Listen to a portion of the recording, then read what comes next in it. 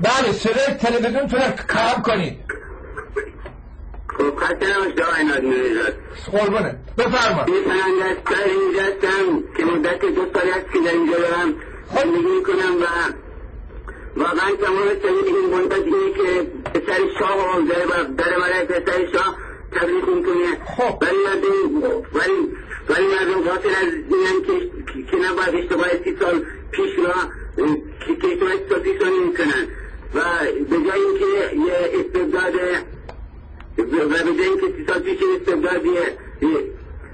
استبداد رو برداشته و به جای این استبداد دیگه رو گذاشتن و امروز مردم داره شورایی رو میگن که مرد بر هر جور استبدادی این استبداد چه استبداد شاهنشاهی باشه چه رهبری.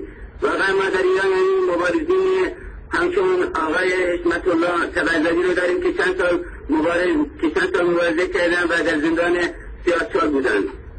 آقای تبرزدی می‌دونیم که سر شاه را برداریم. آقای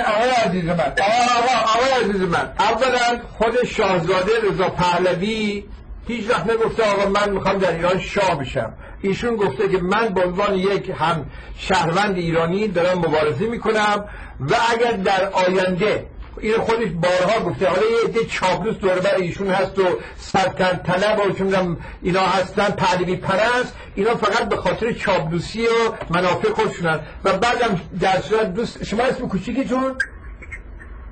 من احمد هستم. احمد جان بذارتم باشه. در صورت شاهزاده هم در طول این 30 سال خیلی چیزها آموخته، خیلی آدم‌ها رو دیده که چقدر چابلوسن و در صورت یک درسایی هم از پدر و پدر بزرگش آموخته که چقدر چابلوس دور برش بودن. بله و ایشون هم نگفته که آقا ولی خب بله شما راست میگی بعضی هستن که سنگ سینه ایشون رو به سینه میزنن به خاطر منافع خودشون. همین دیگه درباره بنیاد ایمان هم بعد از کافی شما صحبت کردین، دوستانم گفتن این مسئله رو دیگه فعلا اینجا دورش خط بکشین. میدونم تا اینکه خود آقای مالیزاده یا با شما تماس بگیرن یا بیان رو خط تلویزیون هر کار یا نواری پر کنن بفرستن، من خودم هم زنگ میزنم دیگه. حالا شما درباره مسائل اجتماعی مسائلی که در ایران داره اتفاق میفته